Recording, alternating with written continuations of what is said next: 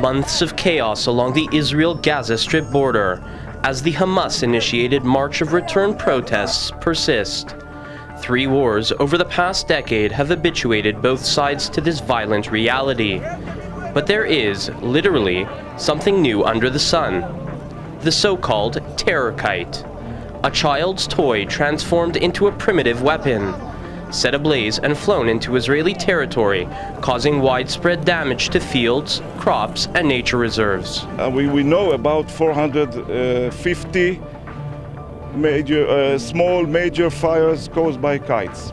The major issue is that you have to deal very quickly, otherwise it will spread. The wind is usually coming from the west, a little bit the wind, and it's very dry, so the fire is very high.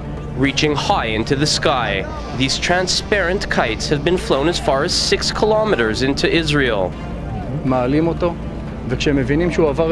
The kite takes flight, and when they understand that it has crossed the border, they simply cut the string and the wind does the rest.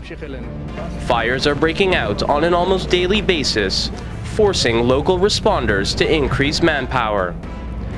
I'm sitting here inside one of the specialized trucks that the fire department in Thwart brought in from the West Bank, where it's usually located.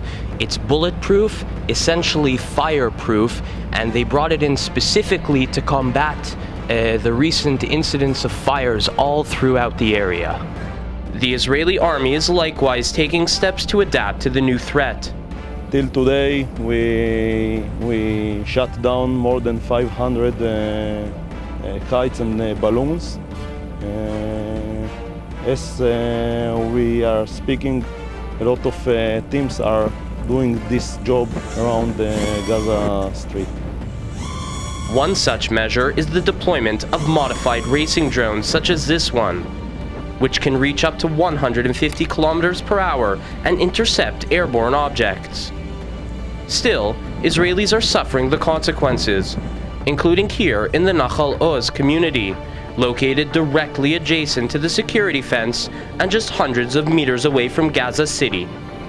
As a farmer, I can tell you that it's so painful to see fields of wheat that we work months to grow them.